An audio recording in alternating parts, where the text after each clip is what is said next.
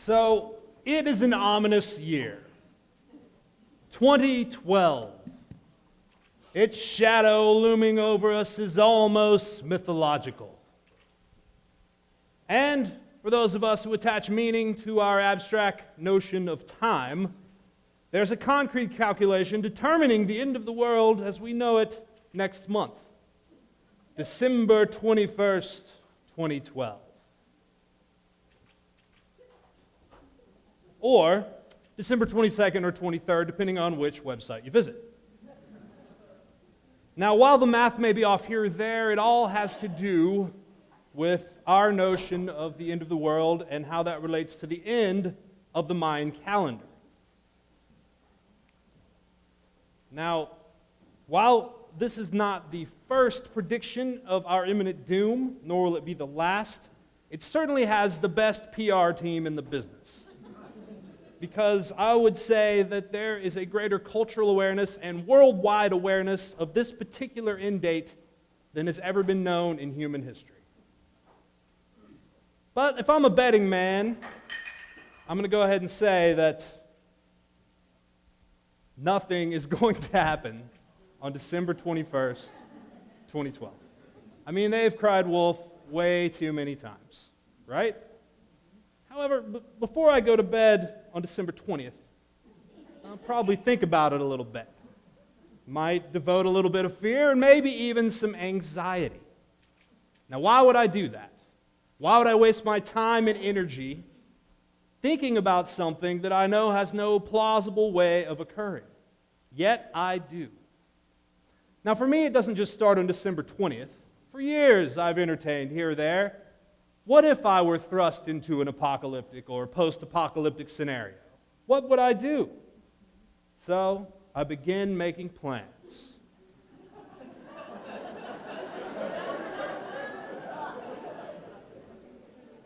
I began coming up with these imaginary lists of things that I need to stock up on. I even think of arming myself, though I am not a gun person at all. I talk to my friends, I pick their brains, I say, hey, what are you going to do about, the end of the world? Maybe get some ideas, right? I'll even take myself to these sort of daydream situations where I am in a life-threatening scenario and I've got to make a split-second decision. How would I react? Normally around then, I pull myself back out of that dark fear cloud and get back to burning dinner. I laugh at myself. I say, that's ridiculous. Why are you getting so worked up about that? I think it's silly that I will get so full of fear. I think about it a different way, especially as a comedian. I think, okay, let's say this, one scenario. Let's say oil ran out, for example, and our electronic grid melted down. Society as we know it was gone, and we were reduced to a more agrarian and isolated society. My grandchildren, because I am the grandfather of the apocalypse now, let me show you. My grandchildren now have to go out in the field and work the crops and get them all ready for winter. They come in from milking the cows, and they want to show me the latest toys they've fashioned from corn cobs and pine cones. And I say to them, oh, it wasn't like that back in my day. Back in my day, we'd waste whole days playing video games. That's right. And if I could tell you how much time I wasted on the Facebook.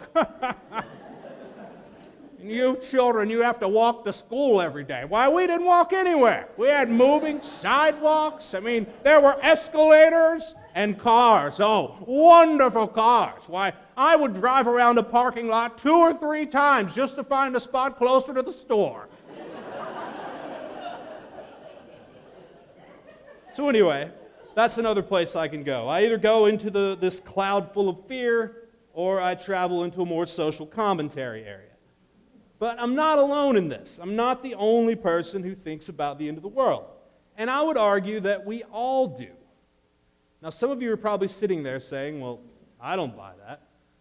I don't waste my time thinking about the end of the world. Not me, that's ridiculous. Well, I want to ask a question. Have any of you guys in this room ever heard of a thing called global warming? Anyone? No, it's a TED crowd, yeah, okay. Well, I'm afraid you have spent some time thinking about the end of the world.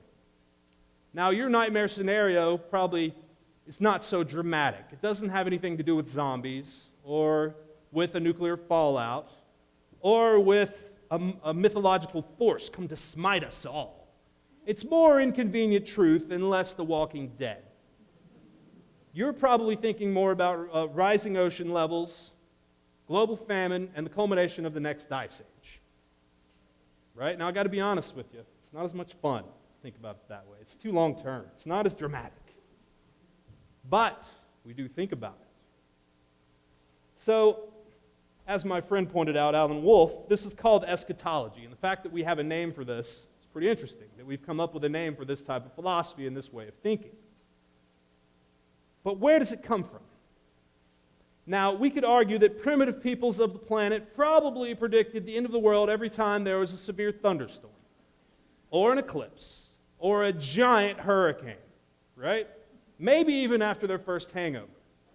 While all of those aren't recorded for history, we will move on to some that were. Now, the first recorded prediction of the end of the world went back to the Romans. Apparently, Romulus, one of the mythological founders of Rome, had been revealed a sacred number, and that number was how long Rome was going to last before it was destroyed. That day came and went, probably some pretty severe Roman hangovers, and the prophet said once again, well, our math was off. It was this different day. So they set another date, and everybody got ready for that. That came and went without event as well. So the Romans decided maybe we shouldn't predict the end of the world anymore, or at least not write it down. Technically.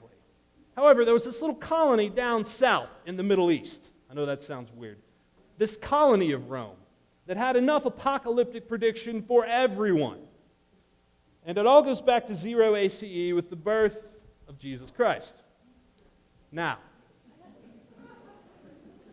Jesus Christ lived upon the earth. It's recorded in the Bible as well as historically. And at the end of his life, he arose into the sky. But before he left, he told the disciples and those assembled, I will return one day to judge the earth. And his return would be preceded and followed by terrible tragedy upon the earth and culminating in the end of the world. But what is often forgot is that he really never said when. He was pretty vague about it. It is not for you to know the times or date the Father has set by his own authority. In one of the Gospels, he said soon. But it was almost like Jesus was a math teacher, right? And he put this complex problem on the board.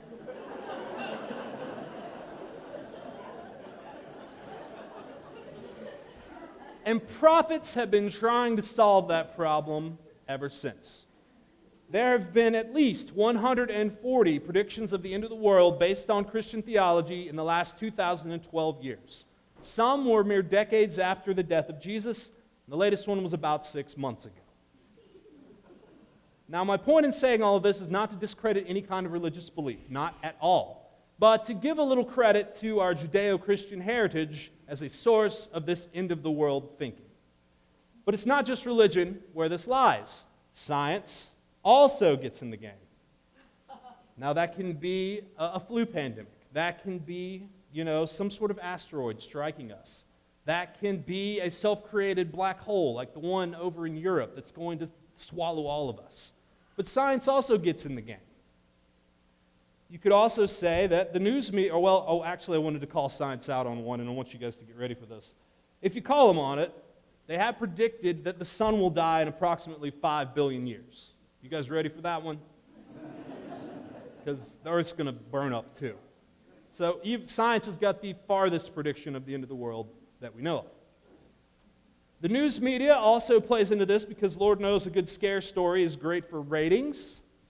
And in the last 40 years, our entertainment has gone haywire with this theme. I mean, you're talking about movies, television shows, books, comics, all centered around this theme, the end of the world. Now, granted, it's in different ways, but all related to this. And don't kid yourself, there's also money to be made off of this. Right now, in abandoned missile silos where we used to have nuclear missiles, they are building technologically advanced survivor shelters where for a mere $35,000 you can secure a place for your family. Thank you, the Vivos Corporation. Yes, and others. Their positioning statement says it all. Which side of the door do you want to be on?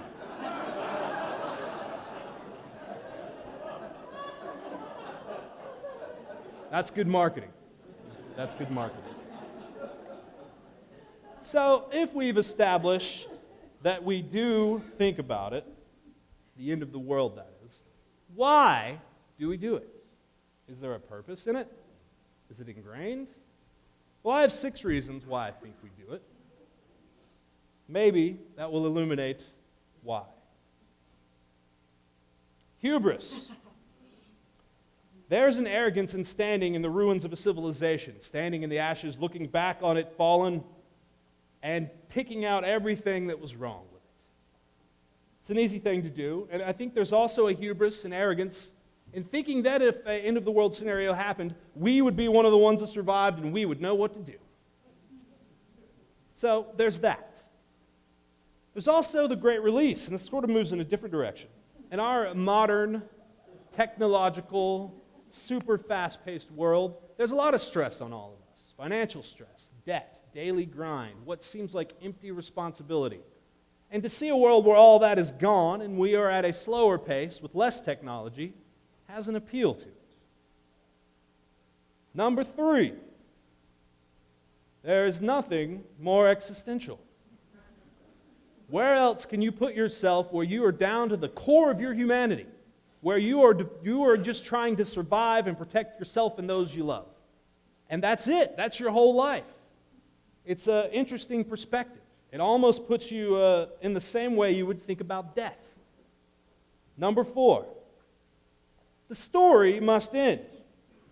We're hardwired almost to see our lives, to see our culture, to see the world we know as a story. There is a beginning, there is a rising action, and there must be an end. It's almost like an innate craving for a dramatic finish. I'm going to do this.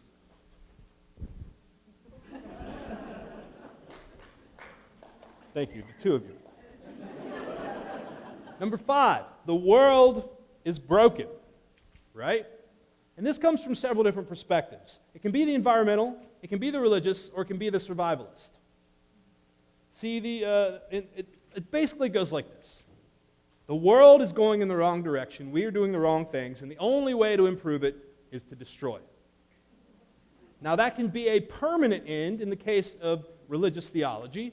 It can be a temporary reboot when you emerge from your Vivo shelter to rebuild a broken world. Or, in the case of the environmentalists, it's a little different, but the things we are doing now are harming the world, and if we continue to do them, we will destroy the earth. Now, number 6, and I think this ties into all of them. We've established that we do this, granted in different ways. So, if we do it, let's use it. As I've said, you can take yourself to this core of humanity, and you can look around and you can see what's really important to you. It's easy to find those things and make them priorities. Make those changes.